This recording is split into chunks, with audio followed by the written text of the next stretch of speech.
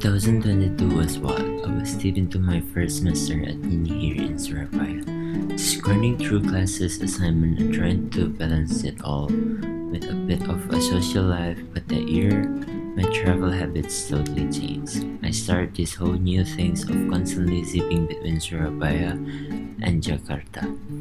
The reason was my cousin's Alia. She's the only one my age in the family, and we've always been super close. So whenever I could catch a semester break or a long weekend when my homework was lighter, I was on the first train or plane heading to Jakarta. Those trip became second nature. I swear I knew every train station and airport like the back of my hand. I even had my favorite seat on the executive train. It wasn't just about seeing Alia. Jakarta, with its crazy non-stop pace, always had this strange pull for me. I used to Surabaya slightly more chill vibe. It felt like a mini adventure every time. One hot afternoon in March 2022, I was just hanging out with Alia in Jakarta. She was also a first semester uni student, and she suggested we grab some dinner in South Jakarta, around the Senopati area. That spot's always buzzing with cool restaurants and hangouts. We were just strolling around down the busy sidewalk, cars whizzing by, people everywhere. The air was thick, heavy, but we were in good spirits, laughing and chatting. We ended up at this popular Japanese place. It was pretty lively inside with a cool modern look. While we wait for our takeout order, Alia pulled out her phone. She started snapping photos of us, making goofy face. I usually don't care much about social media pics, but Alia is way more into it, so I just played along. I was basically just her photo prop. I remember her chirping, telling me to strike another pose, just kind of chuckled, thinking she was going to fill her phone with my face. She just laughed and then started uploading some of our photo to her Instagram. I was on my phone just checking notifications and skimming some campus news. A bit later, while we were still waiting for our food, Alia's phone rang. I overheard her talking to an old middle school friend. She was chatting away, glancing at me every now and then. I was not really paying attention. My stomach was starting to rumble, you know how it is. Suddenly, Alia hung up and looked at me while with this mischievous smirk. She told me her friend had just asked about me seeing our photo on Instagram. I was a bit surprised. She said her friend's name was Valencia, and apparently she asked who is the guy in the photo was. I just shook my head, feeling a bit embarrassed but also slightly amused. I remember my glare at her, telling her not to make stuff up, but she just laughed it off, insisting it was just a joke. But Valencia seemed really curious and even wanted an introduction. I just grunted, not really thinking much of it. Probably just a joke between friends.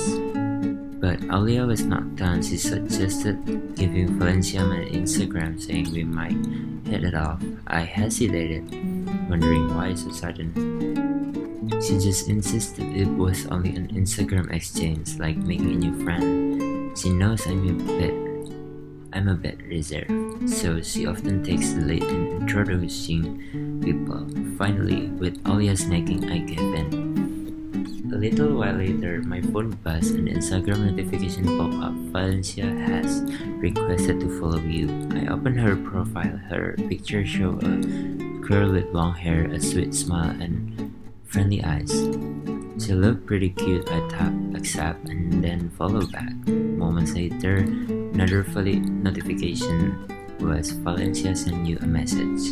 She started by introducing herself, confirming she was Alia's friends, and jokingly mentioned Alia's usual antics about me being her new boyfriend. I just confirmed I was Alia's brother, Afri, and she responded that she could see the resemblance, and then Alia often talked about me. And just like that, our conversation began. From that night on, Instagram became our lifeline. Valencia was awesome. She had great sense of humor, she was smart, and she always had something interesting to talk about. At first, we just chatted about everyday stuff, our majors, assignments, what our campus organizations were up to. Valencia was studying in Jakarta and I was in Surabaya. Our academic world were different, but that's what made our conversation so much fun. I found myself checking Instagram way more often, just waiting her message. Every time a notification for Valencia popped up, I would get this fuzzy feeling inside. We often chat super late, sometimes even until the sun came up.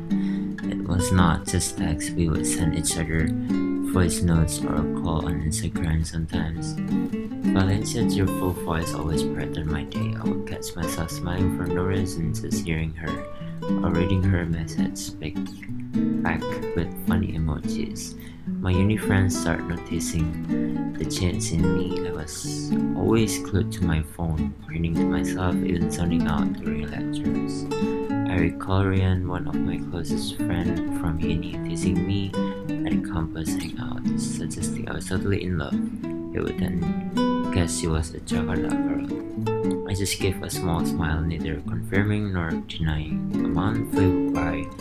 Our chats got more and more serious. From light talk, we started sharing deeper stuff. Our dreams after graduations, our worried about studies, even old bad experience. I felt so comfortable talking to her, and she opened up to me too. The strong connection started for me, even though we had not seen each other in person since that quick introduction. As our conversations become more intimate, I start feeling something beyond just friendship. There was this pang of longing when she didn't text back right away, a tiny bit of jealousy when she talked about her design group projects or campus event with other guys, and this huge wave of happiness when she complimented me or showed she cared. I knew it then, I was in love with Valencia. One night, after hours of chatting about our childhood and our hopes for what we would do after uni, I decided to go for it. My heart was pounding as I typed the message. I knew it was a big step and I didn't want to mess up the friendship we had, but I couldn't ignore my feelings anymore. I typed it out. Val, there's something I need to tell you. I had sent, my heart racing, and waited. Seconds felt like hours, then her reply came, simply asking what was up. I typed again, carefully choosing my words. For the past month, I felt so good talking to you. I really like everything about you. I like you, Val. After sending, I put my phone down. I want to run and hide. What if she didn't feel the same? What if I would just ruin everything? Minute passed, no reply. My heart hammered faster. I began to regret it. Maybe I was too fast, maybe I was wrong. Suddenly my phone vibrated again. I grabbed it, my hand shaking. Her reply was simple. I like you too. Just 4 words, but it felt like fireworks exploding inside me. A huge smile instantly spread across my face. All my worries vanished. I typed back super fast, asking if she was serious, if she was not kidding. She quickly reassured me, saying she was serious and that she would felt something different from the moment we started talking.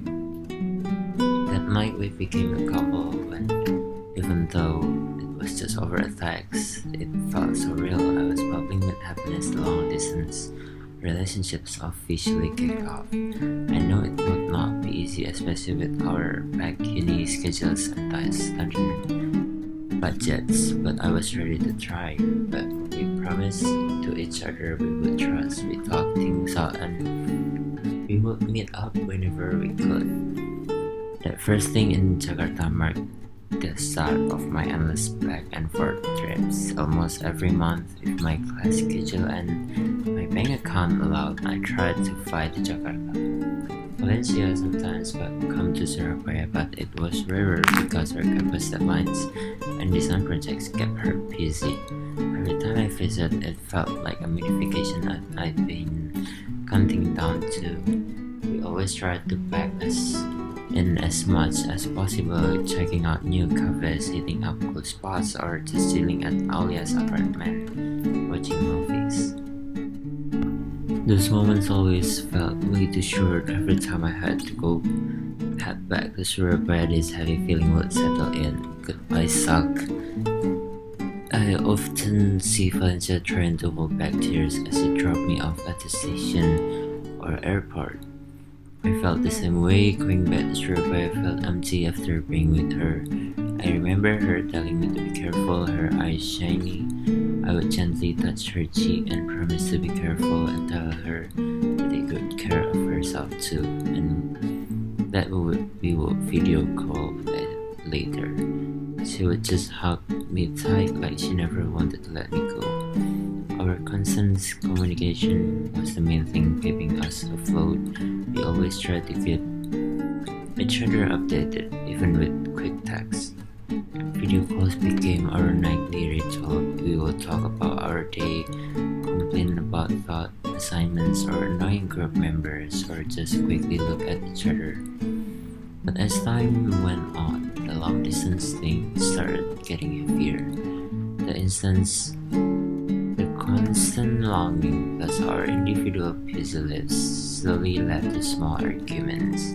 Misunderstanding popped up more often because we mostly talked through screens. I would sometimes feel a bit jealous when Valencia talked about campus presentation or hanging out with her male classmate. Even though I knew she was loyal, and Valencia would sometimes worry if I was too swamped in my studies or university organization stuff to reply to her messages. I recall one night Valencia's voice sounding a little annoyed, asking why I was so slow to text back lately. I would explain I had last-minute meeting that went straight to field work and my phone was in the car. But she would counter, saying I could have just sent a quick message, and then she got worried. I would sigh, apologize, and promise to update her more often, telling her not to worry. Little fights like that often ended with us feeling heavy-hearted. We both tried so hard to understand each other, to be patient, and to trust. We would often talk about the future, about maybe living in the same city after we graduated, but it always felt so far away. One time it felt really low, exams were looming, deadlines were piling up, and I just felt incredibly lonely without Valencia by my side. I called her, my voice tired. I told her I was exhausted and that I miss her so much, and it felt so hard doing this alone. She would be quiet for a moment, then gently tell me she knew and felt the same, but that we could do it, that we would be strong. I would ask her for how long we had to be like this. She would say she didn't know, but she loved me and she wanted to keep being with me, her voice steady and reassuring. That night we both agreed to support each other. We knew it was not easy, but we promised to keep fighting. We made plans to meet more often, even if it meant I had to constantly travel between Surabaya and Jakarta, draining my student budget, energy, and precious study time. But for Valencia, I was willing. Our relationship lasted for 5 months, from March to August 2023. During that whole time, we were both deep into our third and fourth semester of college. I was count of how many times I took trains or planes from Surabaya to Jakarta. My backpack was always packed with just enough clothes and few small, thoughtful gifts for Valencia. I know every corner of Gambir Station and Soekarno-Hatta Airport by heart. Every time we met up, it was so special. We tried to make as many great memories as possible. We once tried an escape room together. We felt, but we still laughed our heads off. We went on food adventures, finding amazing hidden food spots all over Jakarta. We even spent a whole day at the theme park screaming on every ride. Valencia was truly the best girlfriend I had ever had. She was a great listener, always cheered me on, and could always make me laugh.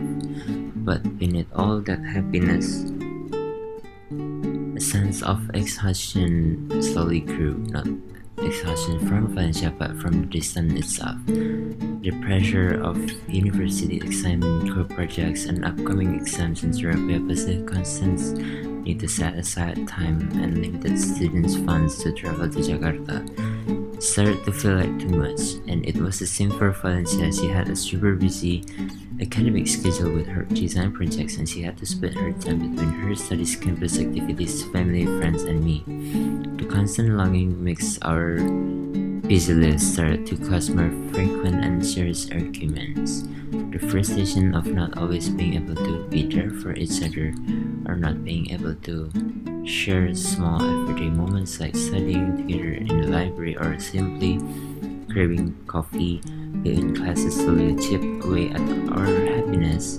One afternoon in August, after I was just gotten back from Jakarta, we had our usual video call, but something felt off. The vibe was awkward. Valencia looked down, and I felt the same way. She started her voice soft, saying she needed to talk about something. My heart immediately sped up.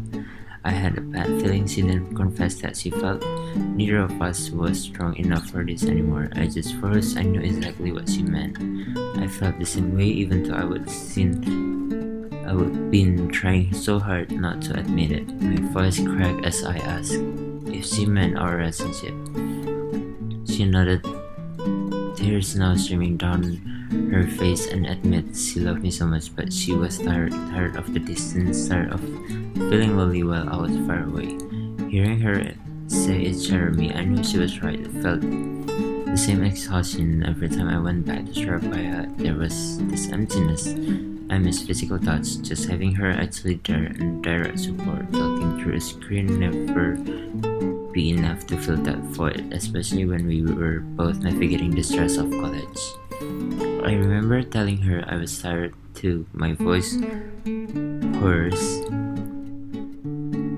tears welling up in my own eyes. I told her I love her, but I didn't know how long we could keep this up, and I didn't want her to keep feeling like this. We both cried, no because we didn't love each other, but because we loved each other so deeply. Yet we were blocked by the circumstance that just made it impossible for two busy college students to make such a demanding connection work.